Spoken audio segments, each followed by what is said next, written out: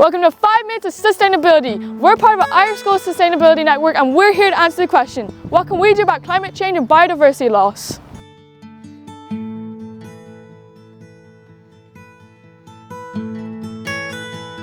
Can you identify this wildflower? It's a dandelion. In Ireland, we're often taught that these wildflowers are weeds, a weed that you wouldn't want in your garden. In fact, dandelions are a really important wildflower. They're a superfood for bees. If you get a chance, watch bees feeding on dandelions and you'll notice that they spend longer on these wildflowers compared to others because they have so much food stored in them. There are 101 different bee species in Ireland. There are 79 solitary bee species, 21 bumblebee species and 1 species of honeybee. And unfortunately, 1/3 of Irish bee species are in danger of going extinct. One of the reasons for this is lack of food. In Ireland, we are starving our wildlife, including bees. In spring, wild bees emerge from hibernation and they're hungry. A queen bumblebee must visit 6,000 flowers every day when she comes out of hibernation, and dandelions are one of the first plants to flower and provide food for bees. But the problem is, as bees emerge from hibernation, we start to mow our lawns. This means that we cut the dandelions before they have time to flower and feed the bees.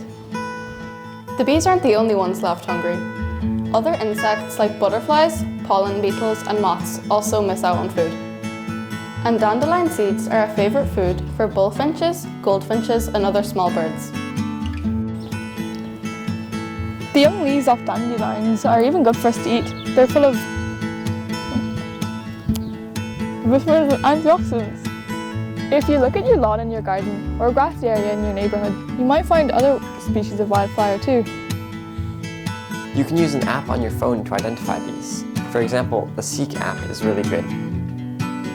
You might find clover, which is another fantastic food source for wildlife, the cuckoo flower, which orange-tip butterflies lay their eggs on, and buttercups. There are so many easy ways to help wildlife, especially if you have a garden at home. Here are a few tips to do at home, or if there are lawns in your school grounds. To help all of the species, don't mow your lawn at home until mid-April. This allows the dandelions to flower. Even allowing 1 strip of your garden to grow will help. Through the summer, instead of mowing the lawn every second week, mow every 6 weeks. This saves carbon emission and money too. Don't use chemicals like herbicides and pesticides in your garden. Some county councils have stopped mowing the verges alongside the road in cities and villages. If this hasn't happened in your locality, you could write to your local council and ask them if they could wait until the end of April to mow the grass. The cool thing is your actions will create biodiversity. That's enjoyable to watch as well. Pollinators are animals that move pollen from flower to flower. You'll see this when you let your garden grow. Take a minute now to discuss how you're going to take action, as an individual, a class, or a school. It's important to make a plan so that we actually do something rather than just talk about it. We hope you are watching these videos as a whole school. Let's change some mindsets. Watch out for our next video. See you soon.